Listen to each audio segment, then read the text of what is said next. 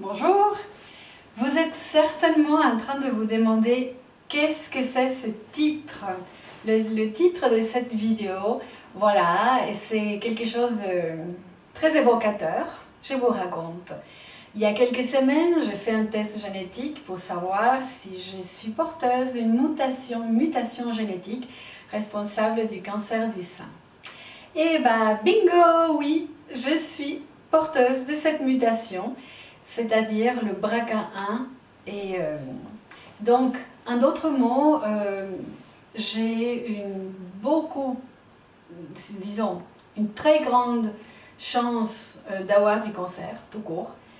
Et en fait, le 90% des femmes qui ont cette mutation génétique vont avoir un cancer du sein entre 30 ans et 50 ans. Donc, me voici entrée dans les statistiques. Il y a aussi la possibilité d'avoir un cancer d'ovaire. Il faut être conscient que quand on porte cette mutation, il y a des risques importants. Donc, quoi faire? Qu'est-ce qu'on peut faire quand on a des choses comme ça? On opte pour des solutions radicales. C'est-à-dire, ici, il va falloir que je fasse une mastectomie, une double mastectomie.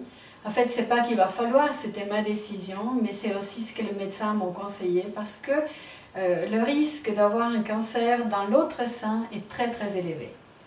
Je vais d'ailleurs aussi bientôt faire une ablation de l'ovaire qui me reste, et comme ça, il y aura en principe plus de risque de développer un cancer de ce genre-là. Donc voici, c'est une sacrée nouvelle. C'est quelque chose qui bouleverse au moment où on doit prendre cette décision.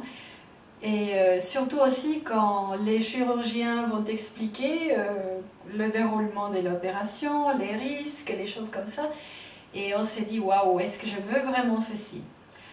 Mais quelque part, je n'ai pas le choix. Mais je préfère le voir, regarder cette situation plutôt comme une solution et pas comme quelque chose de plus qui m'arrive.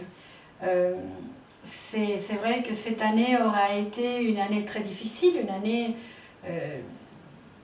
très très difficile physiquement, mentalement, mais d'un autre côté, je sens que je ne suis pas toute seule, que je vais pouvoir faire face à cette opération qui sera complexe. Après cela, j'aurai bien sûr de la douleur et tout, il y aura 2 mois pour récupérer, mais ça sera positif. Dans la même opération, il y aura aussi la reconstruction des seins, et j'espère que tout va bien se passer. En tout cas, j'ai une énorme confiance dans les chirurgiens, de la même manière comme je suis aussi très reconnaissante envers mon oncologue et son équipe.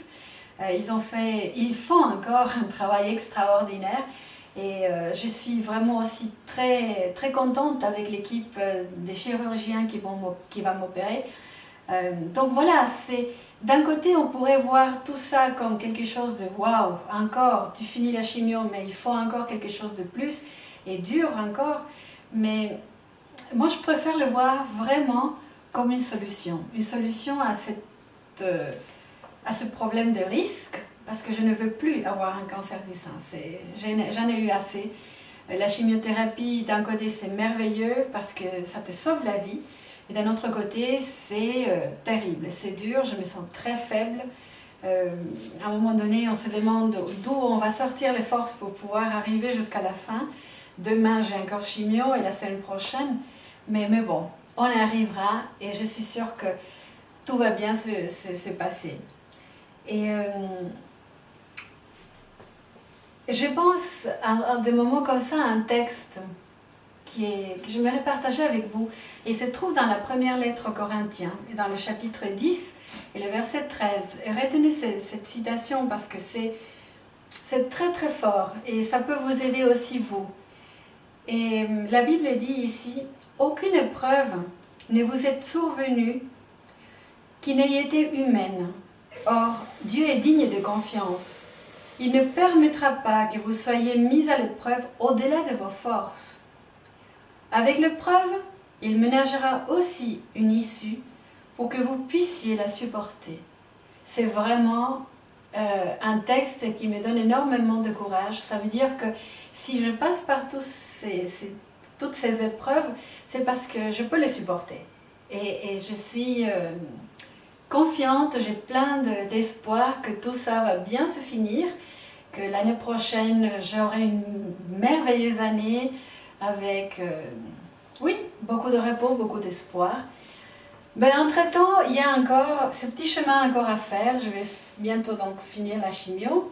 Et après cela, il va falloir récupérer avant l'opération, reprendre des forces. Et comme la chirurgienne, une des chirurgiennes m'a dit, manger beaucoup de protéines, aider le système immunitaire à être en top forme pour faire face à cette opération qui sera assez délicate.